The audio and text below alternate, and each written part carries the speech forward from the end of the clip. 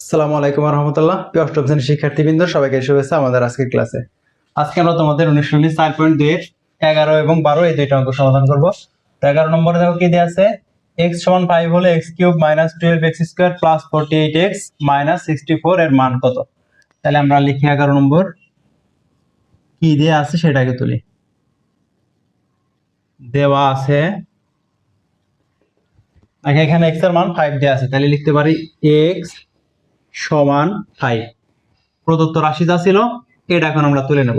প্রদত্ত রাশি, প্রদত্ত রাশি দেখো কি দেয়া আছে প্রদত্ত রাশিতে, x cube minus 12x square plus 48x minus 64। এখন দেখো এখানে যে x এর মান 5 দেয়া আছে, এই মান এখানে বসায় আমার অঙ্কটা সমাধান করা লাগবে। আমি যদি এখানে সূত্র বসায় সমাধান করতে চাই তাহলে কিন্তু আরো সহজে সমাধান করা যাবে। দেখো এখানে x কিউ আছে, এটা যদি আমরা এই বিবেচনা করি মাইনাস 12 আছে, তাহলে দেখো তো 3 ইন্টু এক্স স্কোয়ার ইন্টু 4 লেখা যায় কিনা। 3 আর 4 করলে হবে 12 আর এই যে এক্স স্কোয়ার। এখন খেয়াল করে দেখো এইটারে যদি আমরা মনে মনে এ বিবেচনা করি তাহলে A cube minus 3a square B plus 3 into A হচ্ছে আমাদের X into B square, B মান হচ্ছে 4, তার উপর 3 স্কোয়ার দিয়ে দেখো 4 স্কোয়ার করলে হচ্ছে 16, এই 16 রে 3 দ্বারা গুণ করলে কিন্তু 48 হবে। তাহলে এখন ছিল কি মাইনাস বি কিউব, মানে এই 4 রে যদি কিউব করি তাহলে কিন্তু আমরা 64 পাবো। এখন দেখো তো a cube minus 3a square b plus 3ab square minus b cube, তাহলে এটা কিন্তু আমাদের a মাইনাস b হোল কিউবের সূত্র। তাহলে আমরা কি লিখতে পারি, x মাইনাস 4, x এর মান হচ্ছে আমাদের 5 মাইনাস 4 কিউব, 5 মাইনাস 4 করলে হবে 1, কিউব করলে 1ই হবে। এটা হচ্ছে আমাদের 11 নম্বর প্রশ্নের উত্তর। 12 নম্বরে দেখো দেয়া আছে a square plus b square সমান c স্কয়ার হলে প্রমাণ করো যে a to the power 6 plus b to the power 6 plus 3a square b square c square সমান c টু দি পাওয়ার 6। তাহলে 12 নম্বরে কি দেয়া আছে আগে আমরা এটা তুলবো। দেওয়া আছে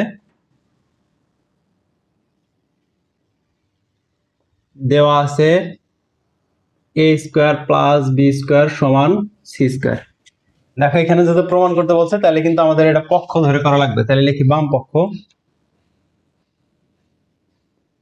বাম পক্ষে কি ছিল, a to the power 6 plus b to the power 6 plus 3a square b square c square, a to the power 6 plus b to the power 6 plus 3a square b square c square.